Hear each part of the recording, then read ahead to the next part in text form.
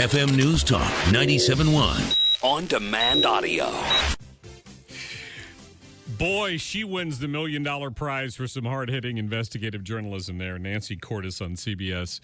Poor Hillary, she knows that she just can't figure out why people don't think she's trustworthy.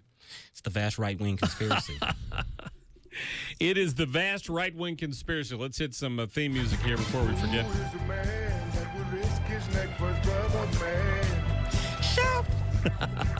Chris Arps in the house with us. Chris, how are you? I'm doing fantastic. This is a bittersweet week for me. And why is that, sir? My mother's 3-month back surgery odyssey ends Thursday. She's going home after rehab. Good. And I found out yesterday that my first best friend died of a heart attack in Cincinnati. Over the weekend. Well, I'm sorry to hear that. So it's bittersweet. Yeah. But good guy. I send my condolences to him and his family, and I'll be driving up to Cincinnati Friday. Oh, boy. Well, speaking of things that are depressing, did you see this Benghazi report today? I watched the press conference this morning. Yes, sir. So you saw not only Trey Gowdy speak, but the other two committee members who issued their own separate report. I did. Did you hear them? This was the female representative, Roby is her last name, commenting on how discouraged she was by what they found in their investigation. While our guys were on the ground taking gunfire and mortar attacks, Washington was moving at a snail's pace. In Washington, the administration was more concerned about diplomatic sensitivities with the Libyans and promoting its policy as successful than it was about the American safety that they sent to Benghazi. At the end of the day, no military assets were ever moving toward Benghazi. The bottom line is that Washington failed to have our guys' backs when they needed it. To me, the single fact out of this that's the most important is that Hillary Clinton looked into the eyes of the family members as the coffins were being taken off the plane, told them this was because of a horrible video, and we're going to make sure the producer of that video goes to jail.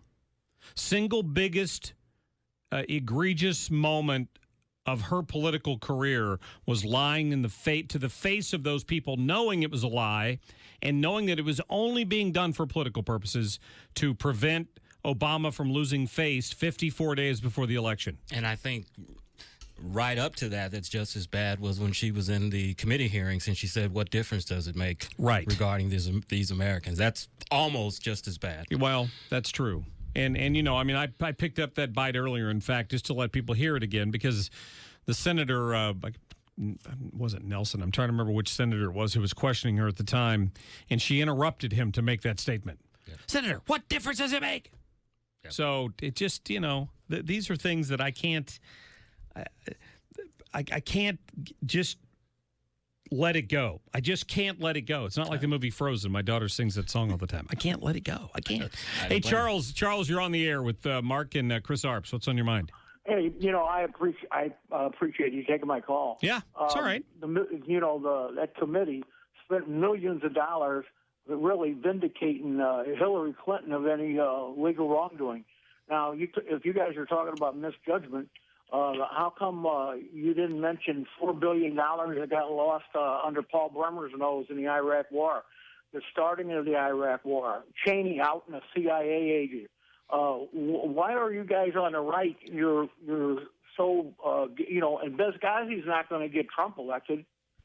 You know, if you read the polls, 60% of the people don't even know what Benghazi is. No, that's true.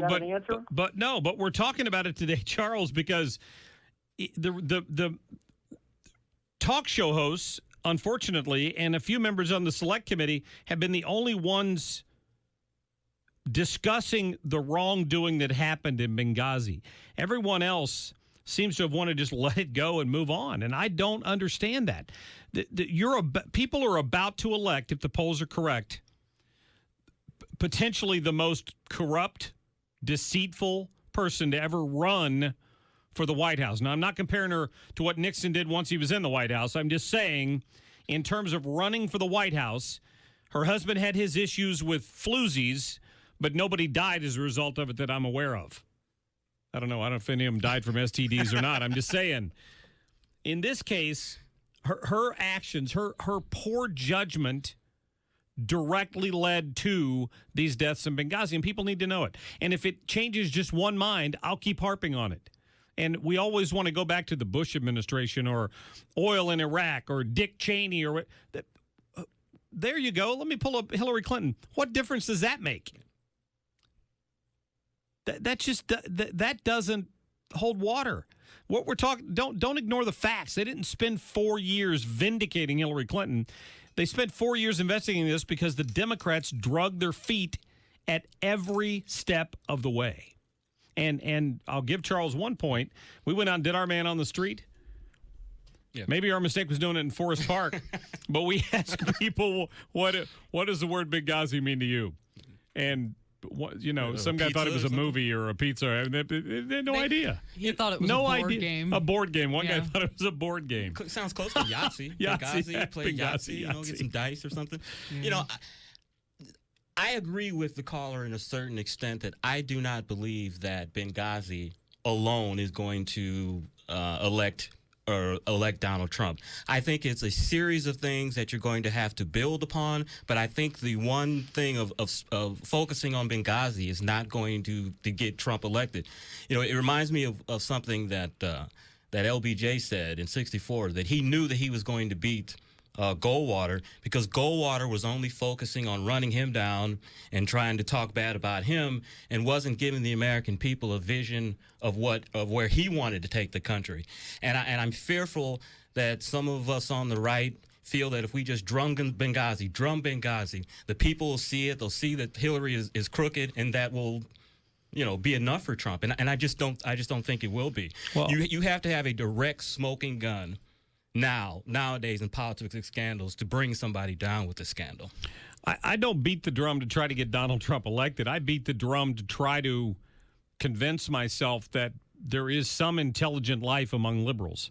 Yes. That even though the vast majority of the sheeple in this country at least the 47%, don't seem to know what Benghazi is, that's fine. That doesn't mean that we don't have to keep talking about it. And if it was Mitt Romney, if it was Ted Cruz, if it was John Kasich, no matter who had secured the Republican nomination, I would be talking about this issue, particularly today. We don't beat the drum around it on a lot around here.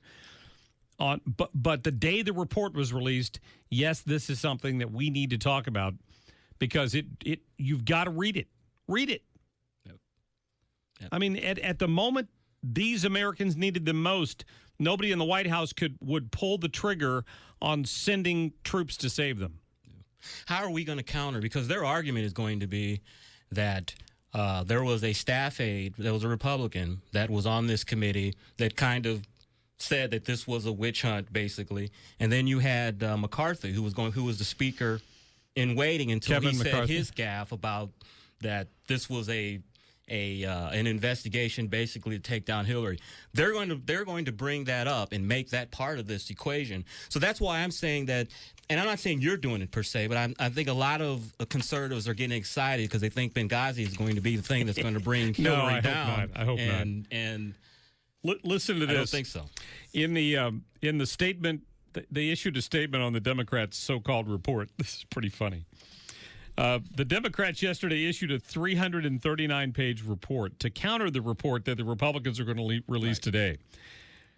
So in that report, the name Doherty, who was one of the victims, appears 15 times. The name Woods, Tyrone Woods, appears 6 times. Right. He was one of the victims, right? The name Smith appears 36 times, and the name Stevens appears 85 times. In the Democrats' 339-page report. Right. The name Hillary Clinton appears 334 times, and the word Republicans appears 200 times.